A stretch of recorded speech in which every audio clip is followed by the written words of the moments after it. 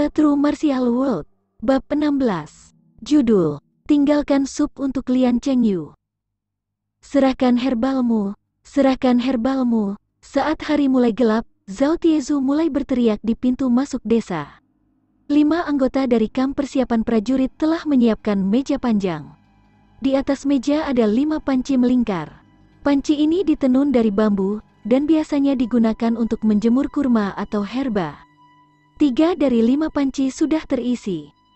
Orang-orang berbaris untuk menyerahkan ramuan yang mereka petik.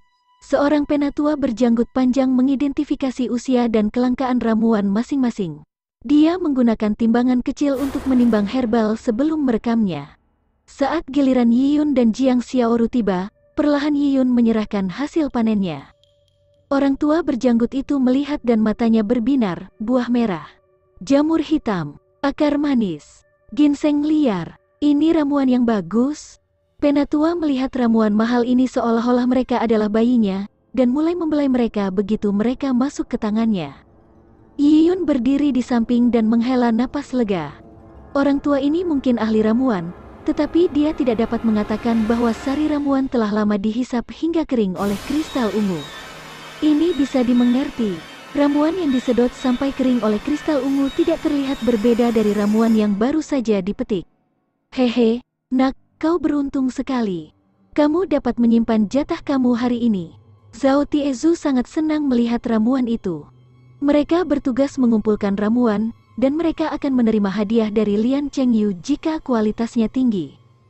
Ketika Lian Chengyu memulai kebangkitannya yang meroket di masa depan, antek-anteknya akan mendapatkan sesuatu. Dia bisa memasuki kota besar, dan bahkan mungkin mendapatkan pekerjaan di kota. Aku menyadari bahwa kamu adalah seorang ahli pengobatan yang cocok, dengan bakat alami untuk memetik tumbuhan. Bagiku untuk mengirimkan kamu memetik tumbuhan adalah karena pandangan ke depanku, mencocokkan kamu dengan potensi terbaikmu. Kamu tidak mati saat terakhir kali meningkatkan keterampilan memetik ramuanmu. Menurut standar ini, berikan 1 ons lagi ramuan besok. Saat Zhao Tiezu mengatakan itu, dia dengan santai tersenyum. Apa? Jiang Xiaoru sangat marah. Memetik 16 ons herbal sudah sangat sulit, namun Zhao Tiezu menambahkan lebih banyak. Jiang Xiaoru tahu kecepatan memetik ramuan Yiyun cepat, dan sedikit lebih banyak tidak akan menjadi masalah baginya. Tapi mengetahui Zhao Tiezu, itu akan memberi mereka 1 inci, dan mereka akan mengambil 1 yard. Kecelakaan akhirnya akan terjadi. Prajurit Zhao, kamu pasti bercanda. Tumbuhan ini dipetik dengan sangat susah payah dari kerja keras aku sepanjang hari. Itu semua milikku. Intonasi Yiyun sangat lambat. Saat dia menggerakkan bibirnya, matanya melirik ke 3 panci yang diisi dengan tumbuhan. Lapisan titik cahaya mulai mengapung di permukaan ketiga panci. Titik-titik cahaya ini jelas ditampilkan karena kristal ungu. Mereka seperti kunang-kunang di malam hari, dan melayang perlahan ke Yiyun. Senyum yang tidak terlalu mencolok terlihat di wajah Yiyun. Kristal ungu membutuhkan waktu untuk menyerap esensi herbal. Omong kosong Zhao Tiezu adalah untuk kesenangan Yiyun. Sialan, kau pikir aku sedang bernegosiasi denganmu? Zhao Tiezu membanting meja, membuat lelaki tua berjanggut itu terkejut. Kamu orang murahan hanya tahu cara makan. Jarang ada sesuatu yang kamu sampah dapat digunakan untuk itu, dan di sini kamu datang dengan berbagai macam alasan. Suku Lian tidak membesarkan pengangguran. Orang-orangnya bisa jadi kultivator, atau melakukan pekerjaan buruh dengan jujur. Berikan 1 ons ramuan lagi besok. Enyah. Dimarahi oleh Zhao Tiezu, wajah Yiyun mengerut dan tubuhnya membeku. Orang-orang di sekitarnya mengerti bahwa untuk anak berusia 12 tahun dimarahi dengan sangat kasar di depan umum, itu akan menjadi pukulan yang ekstrim bagi Yiyun. Zhao Tiezu melihat wajah Yiyun memutih. Dia ingin menggoda lebih jauh. Jiang Xiaoru tidak tahan lagi sebelum menarik Yiyun pergi. Namun, kaki Yiyun berakar di tanah dan tidak bisa digerakkan. Seolah-olah dia telah berubah menjadi batu dari kata-kata kasar Zhao Tiezu. Aku hampir selesai menyerap. Jika aku menyerap lagi, Lian Chengyu akan curiga. Yiyun tidak terpengaruh oleh Zhao Tiezu. Dia memperlakukan kata-katanya seperti gonggongan anjing gila. Dia hanya berkonsentrasi pada seberapa banyak esensi herbal yang harus dia serap. Menyerap sekitar 80% sudah cukup. Aku perlu meninggalkan sedikit sup untuk Lian Chengyu. Bahkan orang bodoh pun bisa melihat sesuatu yang salah jika ramuan dalam jumlah besar tidak memiliki esensi herbal. Yi Yun tidak bisa berkonflik dengan eselon atas dari klan suku Lian. Dia mungkin bisa menyingkirkan Zhao Tiezu, tapi dia masih bukan tandingan orang-orang seperti pemimpin atau Lian Chengyu. Esensi herbal yang diserap oleh kristal ungu dengan cepat memasuki aliran darahnya, bersirkulasi ke seluruh tubuh Yi Yun.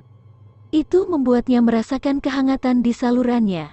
Tubuhnya menjadi lebih hangat dan wajahnya menjadi merah muda. Yi Yun merasakan tubuhnya ringan dengan euforia. Penampilan Yi Yun tampak menyedihkan bagi orang banyak. Wajahnya merah, dan anggota tubuhnya lemas. Itu pasti karena teguran Zhao Tiezu. Anak yang kasihan. Dia masih sangat muda. Dia dipilih karena dia menentang Zhao Tiezu pada hari pembagian jatah. Anak ini sungguh memiliki kehidupan yang pahit. Ibunya meninggal tak lama setelah mereka tiba di suku Lian. Dia lemah dan mudah terserang penyakit. Dia tidak memiliki kekuatan, dia tidak akan bisa melawan Zhao Tiezu. Ada apa dengan orang-orang dari kamp persiapan prajurit yang menggunakan desa? Kalian pikir Tuan Muda Lian Chengyu benar-benar akan membawa kita ke kota? Hus, jangan bicara omong kosong. Jika orang-orang dari kamp persiapan prajurit mendengarnya, kamu akan celaka. Kupikir anak ini akan mati cepat atau lambat. Sangat umum bagi orang-orang yang jatuh ke kematian saat memetik tumbuhan di pegunungan. Semakin mahal suatu ramuan, semakin tinggi harganya. Yi Yun pasti telah memanjat tinggi, mempertaruhkan nyawanya untuk menyerahkan ramuan bermutu tinggi tersebut. Dia ditakdirkan untuk jatuh ke kematiannya di masa depan. Tapi jadi bagaimana jika seseorang meninggal di klan suku Lian? Kehidupan orang-orang di sini tidak berharga. Larut malam, bulan tergantung di langit seperti kait perak. Di ruang obat pemimpin Lian, beberapa pria mengipasi api yang terbuat dari tumpukan kayu di bawah panci besar. Beberapa pria tua dari ruang obat dengan hati-hati mengatur ramuannya.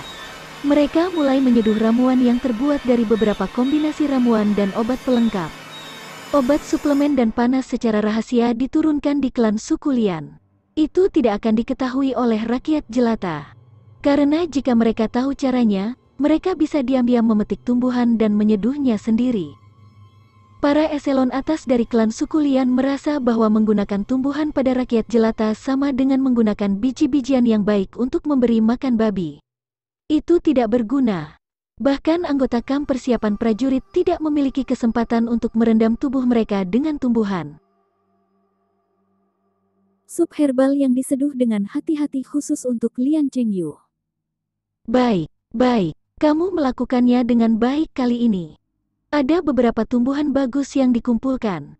Pemimpin sangat puas setelah melihat daftar ramuannya. Ini yang diharapkan dari si kecil ini, kata Zhao Tiezu mengangguk dengan senyum menjilat.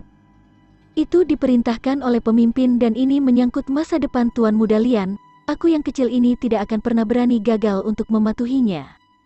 Saat aku meninggalkan tempat pelatihan, aku berlari ke Gunung Ramuan untuk mengawasi pemetikan tumbuhan. Bahkan yang pengecut harus memanjat tebing. Karena itu, kita beruntung menemukan jamur hitam dan buah merah. Zhao Tiezu menerima semua pujian karena Yi Yun. Tidak buruk, kamu bekerja keras. Pergi ke gudang dan kumpulkan 1 pon daging, pemimpin menepuk bahu Zhao Tiezu. Terima kasih pemimpin, kata Zhao Tiezu dengan senang hati. Iya, lakukan dengan baik. Saat Cheng Yu menjadi seorang prajurit kerajaan, dia akan membutuhkan pelari suruhan. Jika kamu bijak, kamu bisa mendapatkan apresiasi dari Cheng Yu. Jika kamu bisa berada di sisinya, saat Cheng Yu membubung tinggi, kamu pasti akan menuai beberapa keuntungan. Terima kasih pemimpin atas kata-katanya yang baik. Zhao Tiezu berlutut sambil bersujud. Dia sangat bersemangat. Bocah itu Yi Yun adalah bintang keberuntungannya. Dia tidak berharap antek kecil itu pandai memetik herbal. Ke depan, dia akan memberinya manfaat seperti sedikit ampas herbal dan beberapa ransum. Anak malang itu akan sangat bersyukur menerima jumlah kecil itu dan akan melakukan segalanya sebagai budak kudanya. Zhao Tiezu berjalan pergi saat dia memimpikannya masa depannya yang cerah, memimpin massa di kota besar.